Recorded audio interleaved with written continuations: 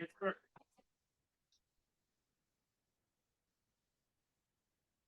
All right, guys.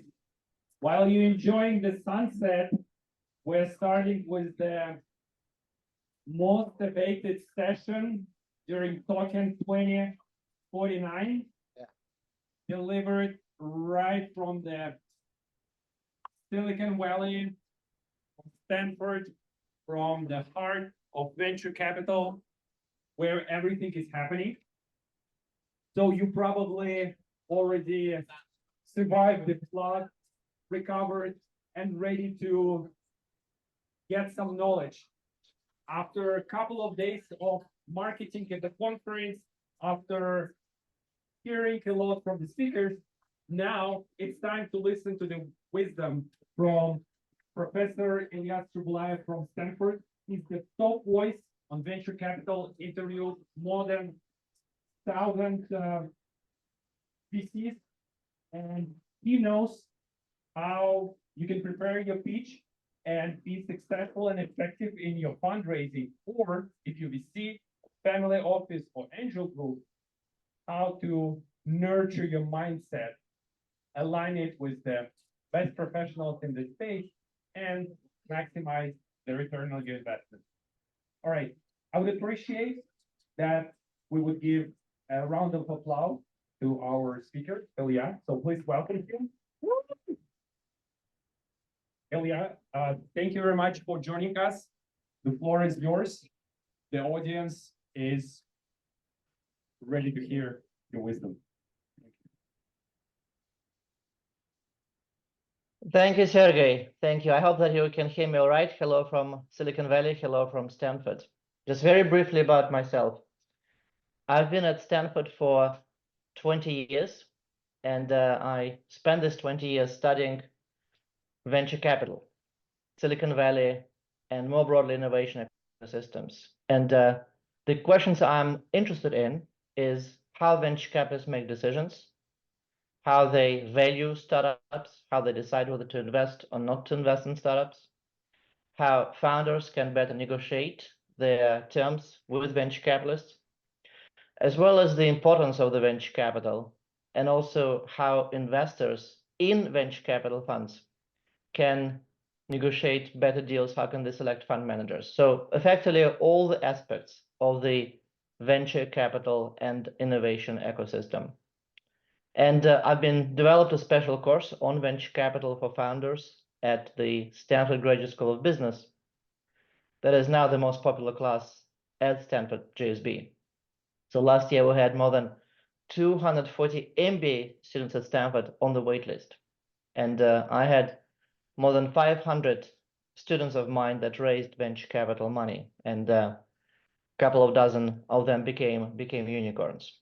And I also advise a lot of large companies on their corporate innovation initiatives, corporate venture capital, as well as very large investors, limited partners, institutional investors, family offices on their alternative asset strategies. But today I'm going to talk about something else. And the something else is going to be that I decided that I would love to make sure that everybody, not just my MBA students, get access to all this insight that I developed all those 20 years. So first I started LinkedIn, posting actively, where every single day we post something about unicorn research and other research from the venture capital initiative team that I started at Stanford about 8-9 years ago. And second is that I wrote a book called The Venture Mindset that is both for investors and for founders, trying to understand how venture capitalists make decisions and how everybody can benefit from that. So today what I would like to speak about is to cover several ideas that are in this book that is really based on the 20 years of Stanford research and on talking, interviewing, deep diving, studying more than 1,000 venture capitalists. So let me share my slides.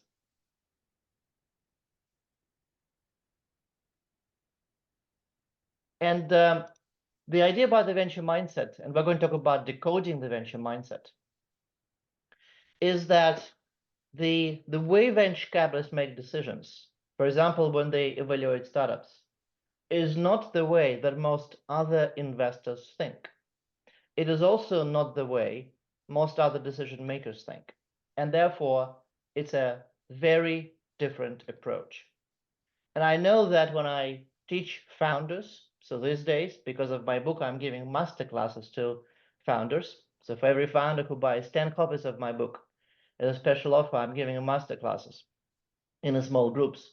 I know that after they're getting exposed to exactly how venture capitalists are going to evaluate them, they go and completely change their deck, completely change their pitch. And the reason is that even if you're a founder, you're still very often unaware how exactly you're going to be evaluated. Okay? And we see the importance of this venture capital through a lot of public companies that they founded. In fact, in the last 50 years, every second public company in the US, every second been funded by venture capitalists. Okay? And so this book is a culmination really of all my research on more than 1,000 venture investors, about 80,000 startups that we studied, about 160 corporate venture initiatives, and a lot of venture-minded organizations. And I wrote it as a page turner, so that it's not just instructive, but fun to read. Okay, so let's talk about some of the stuff in the venture mindset. There are 9 key principles that I've discovered that makes venture capitalists different from really everybody else, okay? And while I don't have time to speak about every single principle, let me tell you that behind each principle, there are a lot of playbook mechanisms so that you know how ventures behave. Either if you're an investor, you can improve. In fact, many large global venture capital firms now ask me to come in and talk about the best practices that I've discovered. Or if you're a founder, you really can understand how venture capitalists are going to evaluate you, negotiate with you, and then later when they invest in you, what they're going to do. Okay. So let me start with some basic principles that you might be aware of, but maybe what will be surprising is the specific practical applications of how VCs view deals as a result of these principles. The first principle is home runs matter, strikeouts don't. When I present to the C-suite of large companies, that is a big surprise. To the founders, it should not be a big surprise. When venture capitalists invest in you, they know that likely the investment is going to fail. My statistics over the last 30 years of VC investments around the world shows that about 75 to 80% of all the early stage startup investments fail. So if you look at this diagram, you'll see that for a typical 20 venture bets, about 15 will fail, around 3 will kind of return 2 to 4x. Sounds good for typical investments, sounds awful for venture capitalists. And only 1 investment becomes a home run. Okay, so that is the principle that US founders already should be very well aware of. Now, what are the practical implications though? The practical implications is that venture capitalists are not in the normal law, they are all live in the power law. And the implications of this power law is the following, is that they can't really care less about all the failed investments. So first, if they invest in you and they decide that you're going to fail, they will abandon you. That is in fact what every single good venture capitalist should do. Second, when they evaluate whether to invest in you or not, the basic question that every single venture capitalist is going to ask, in the best case scenario, if everything goes according to the plan, in fact, if everything goes better than the plan, will this investment return to me the entire fund?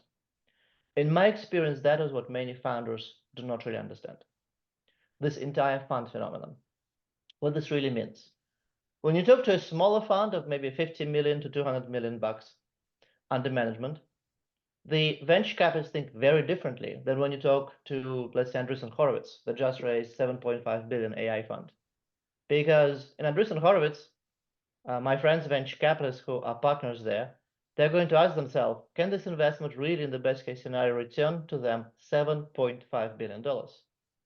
When I talk to a $75 million venture capitalist, the best that they can hope really is for every single investment to return 75 million. So therefore, the way you're going to be evaluated by small and large funds are going to be critically different. Another example that founders most of the time do not understand, that comes out of this principle, home runs matter, strikeouts don't, is that when you talk to a venture capitalist, a lot depends, a lot, on what's happening else within their portfolio. Are they going to invest from the beginning of their fund or from the end of their fund? If they're going to invest from the beginning of the fund, let's say you're their first or the second investment, then they don't really have a lot of information about their portfolio, and they will just approach you have to return the fund. But now let's say they're in the third year of their fund, they're close to the end of the investment period, and they've already made 15 investments. And now they're thinking about maybe 5 more investments, and you might be one of them. The approach of those venture capitalists is going to be different. It all depends how they perceive the success or failure of the rest of their 15 investments. If they happen to have a couple of unicorns in the first 15, then they will use a very different approach to making a decision whether they would like to invest in you or not, compared to the situation where they have 15 failures. If they have 15 failures, well, they now have a chance, the only chance, in these remaining 5 investments. They now need more than return the fund to ensure that they will get their carry, their profit. So in fact, what happens is that if you're towards the end of the investment period and the rest of the portfolio is relatively unsuccessful, venture capitalists make much riskier bets. And my research shows dramatically riskier. Like the way, depending on the way you measure risk, but maybe 3 times riskier. Think about this, okay? Why? Because they really don't really care if they fail all of them, but if they don't fail, then the returns could be humongous. So my advice to founders, first of all, the fund size matters much more. Second, the rest of the portfolio and the stage at which, or the fund at which the venture capital is going to invest in you are critical. So have this in the consideration and note that the way they're going to approach you will change depending on these considerations. And the final point on this principle, and more details, of course, in the book, is that what the power law really suggests is that it's only one investment really matters. Okay, the best investment is much better than all the rest. What this really means is that because the investment period typically covers 3 to 4 years, venture capitalists are very often depend on the macroeconomic situations. So that if they raise during good times, and then suddenly once they raise, there are bad times, they might experience a lot of problems because now they have to deliver much better returns to justify their fund. Okay, and the reverse.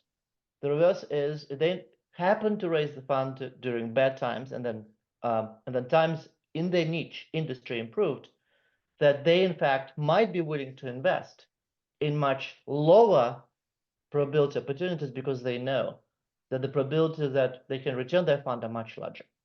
Okay, so that's kind of principle number 1. Let me skip the next 2 principles. The principle 4 that many founders find weird is what I call say no 100 times. What this really means is that my research showed that on average, for every deal that venture capitalists make, they say no, they reject, they turn down more than 100 deals. In fact, that is the average. For software deals, for IT deals, and these days for Web3 deals, it's way more than 100. On average is 130, 150 deals, which really means is that the odds are stacked against many founders. But more importantly is that what venture capitalists do is that they create a deal funnel. And their deal funnel for successful VCs is very, very large. So I've just talked to a well-known VC from a well-known fund in the Valley yesterday. They're right now investing in, well, generative AI, not surprisingly. In the last 90 days, they considered 8,000 startups. Just think about this, okay? It's a large fund, but still.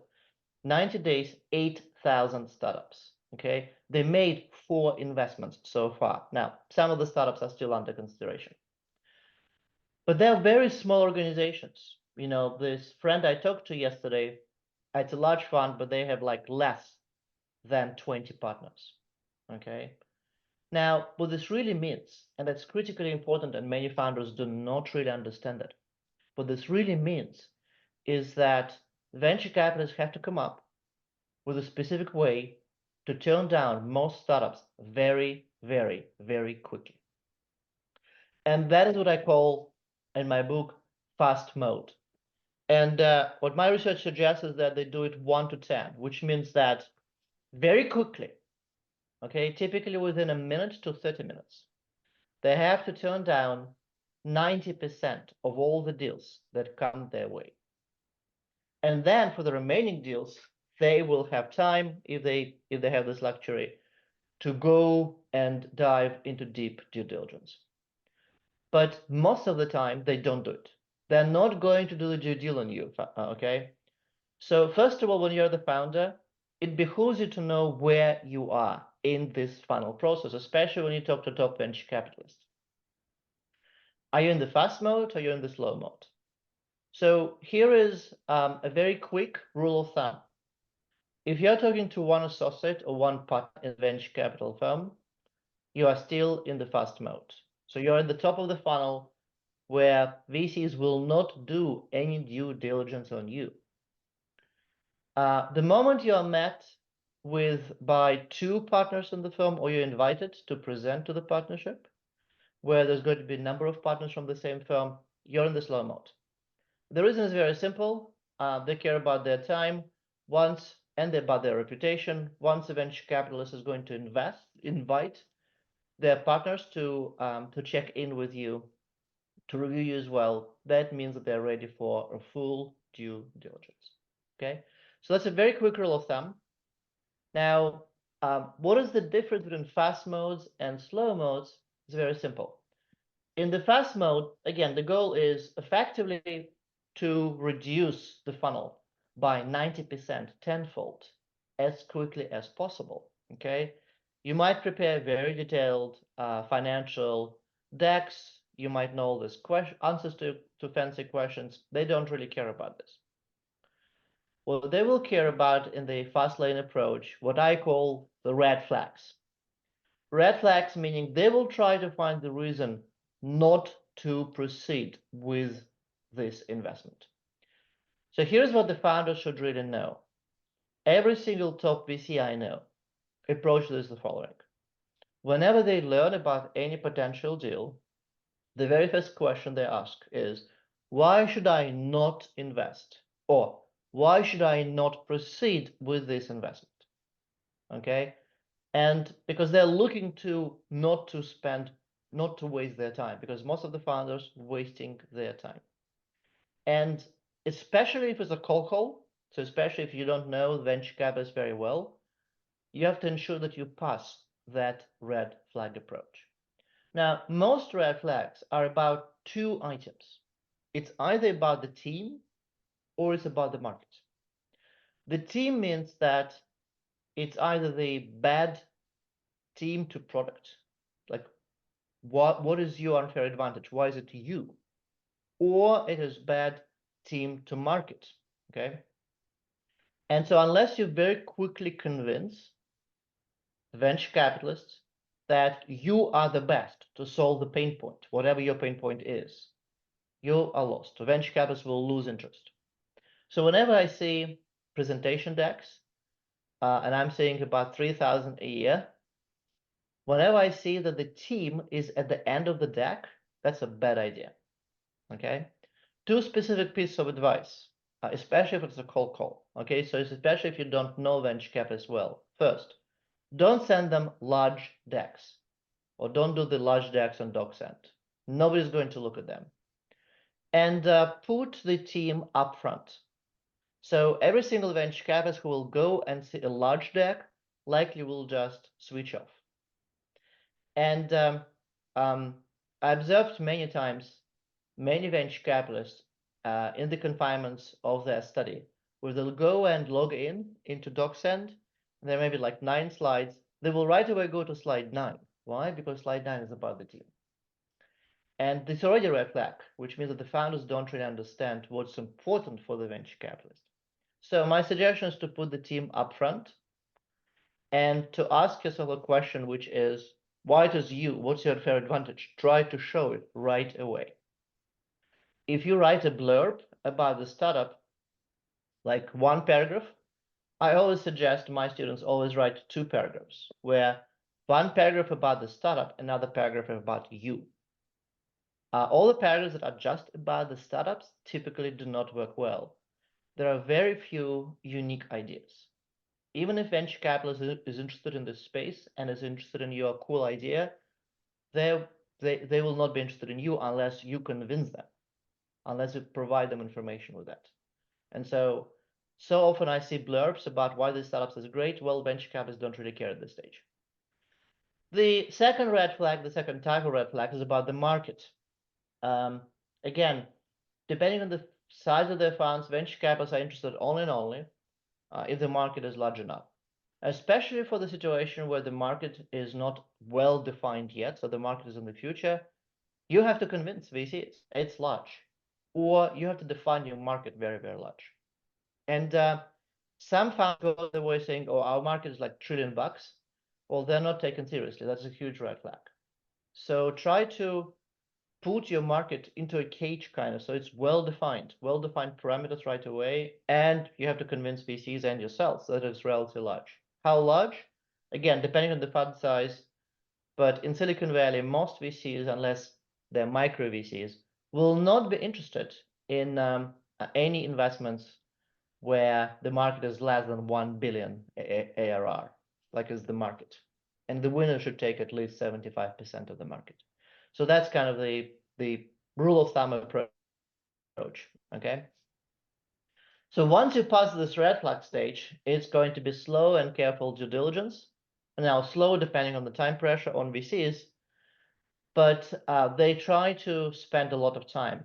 And now they're going to ask a very different question. Why are we anxious to invest? And that is a very different question from why we should not want to even talk to you to why we're anxious or greedy, as one of my VC friends says, to invest. And there will be many, many questions in this due diligence. In fact, to celebrate the book launch, I'm organizing webinars. I think I mentioned this to Sergey, organizing webinars where we go with the founders of startups over detailed questions that venture capitalists ask in this slow and careful due diligence process. And my advice for founders is to prepare every single answer to every single question well in advance, because once VCs are interested in you, especially top VCs, you would love to be super responsive. So I can tell you a story about one of my students after taking this idea to heart. So he was introduced to #1 venture capitalist, whom you all know, in the Valley, and the venture capitalist got really interested. And so the venture capitalist mailed a question, a very specific question to the founder at about Friday, 8 p.m.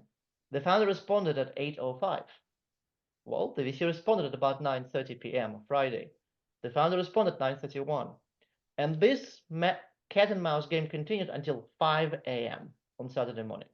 And so the founder did not sleep. He was waiting for the email from that venture capitalist. So he decided, I'm going to be super responsive.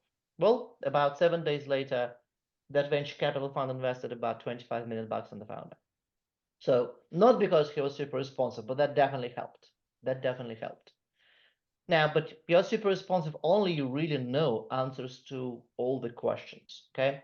So I will, if you're interested, I will let Sergey know about the webinar so that he can spread the news around. But I think that is really important. In my experience, many founders miss, first of all, those 2 stages of the funnel, and second, they're ill-prepared to answer a lot of questions. They really don't understand most of the time what really VCs care about, what their main concerns, main kind of worry points about. Let me tell you one story, and I think I'm kind of running out of time, so I'll stop soon, and if there are any questions, I'll be happy to answer them. But let me tell you one story, one of my favorite stories. It's a bit dated now, but I just know every single protagonist of the story, and it's a very typical story. So I can tell you maybe 25 stories like that. So many years ago, the first iPhone was just announced, not yet released. And there was a lot of euphoria in Silicon Valley, a lot of expectations about file sharing. Now, Mashable, that some of you know, posted a blog sharing 80 plus startups working on file sharing. And one venture capitalist, his name was Samir Gandhi. He's a partner at Excel. He's still there, by the way. At the time, he was partner at Sequoia, in fact. So he became interested in the file sharing space. This is what he did. And I call this the principle, the prepared mind of VCs. He spent a lot of time learning about the space, about file sharing. Again, back then it was like, I think it was at the time much greener than Web3 now. And he spent 6 months preparing. He, in fact, met with every single startup. You can't see the names, but every single startup mentioned on this page. And he did not invest in any of them. Okay? And then one day he met 2 scrappy founders who didn't have any money, who in fact didn't have the money to fly from Boston, where they were based, to Sydney. So they took Greyhound. That's a bus line. Okay, it's very cheap. You can, for $10 at the time, you could travel the country. He met them, so they didn't have the money, they didn't have a prototype, they could not do anything. He decided to invest in them in about 30 minutes. Why? Okay, because he had the prepared mind. Because after 3 minutes of the conversation, this guy realized these 2 founders know much more than every single startup founder I met about the space. In fact, these founders had better answers to the questions I had when I started this space. So as many VC friends tell me, and I think this is a big lesson in this story, is that VCs, top VCs, that have access to all the deals, really become fascinated when you tell them something that they don't know.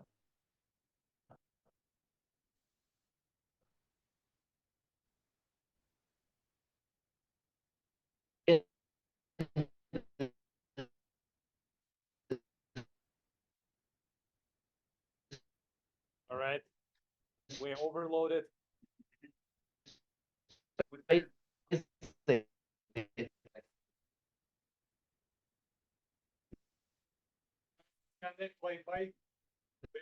Ilya, we got disconnected. So many people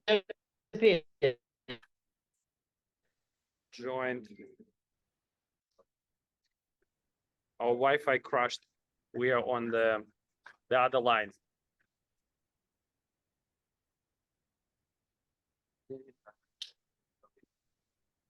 That's okay.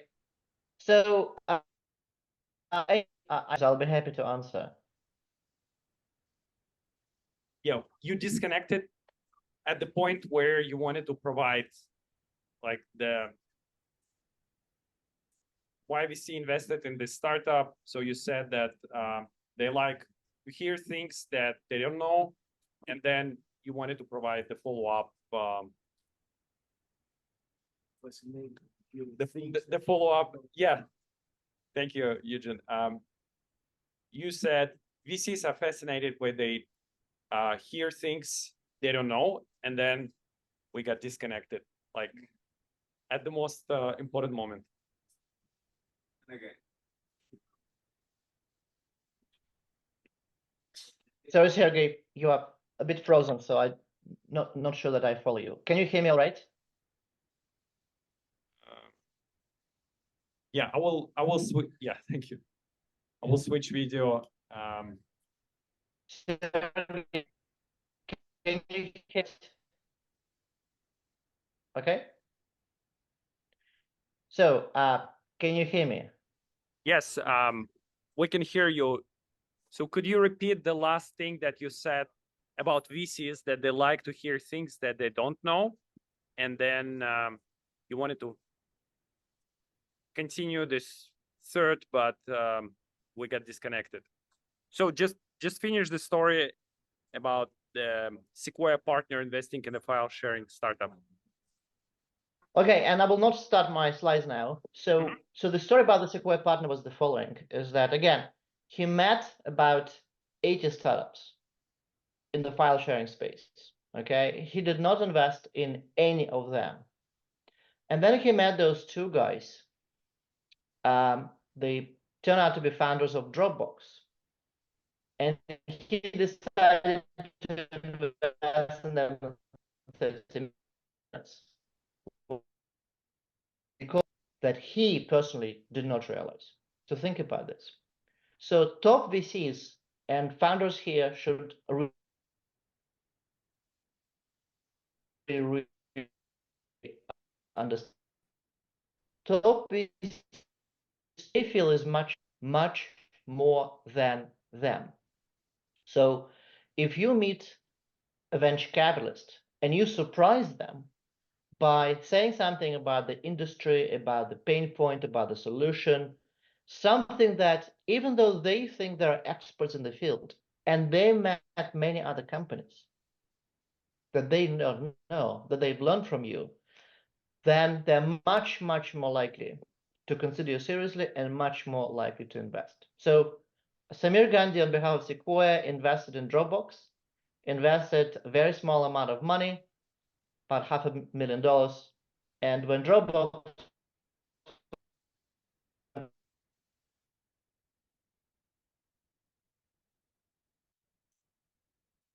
$2 billion, maybe the second best investment Sequoia ever made. And again, that is because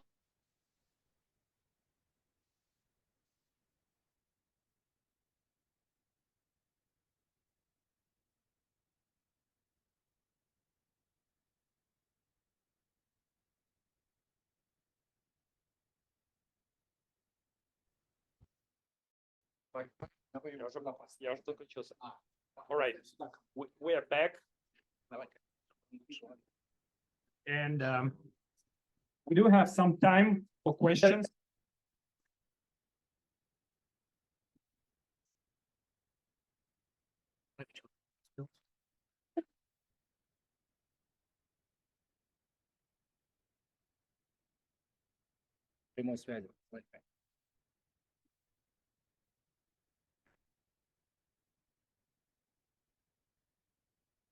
Это опять.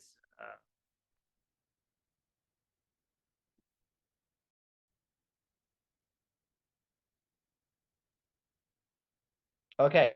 Yes, you're back. Sergey, I'm now out of time already, so that's okay. I hope that you heard the end of the story about Samir Gandhi and Dropbox, which I think is very telling for the founders. How about the following? I will send you an email with the details, and also I will be very happy to send the PDF of the deck, so that everybody can see the rest of the deck as well. And then maybe you can share the information about the webinar and about the book, of course. Absolutely. And Thank you, Ilya, for joining tonight, really early in the morning from Stanford. We'll have 10 pitches tonight. So hopefully, guys, you will implement Ilya's suggestions on surprising VCs, telling something that they don't know and talking about the team. Thank you very much, Ilya. We'll pass all the information. Please check out the book and the links that I already sent you about the book. It's coming in May, and we'll have a lot of other opportunities to collaborate with Ilya and his book. Thank you very much. Round of applause, guys. Thank you. Thank you. Bye for now.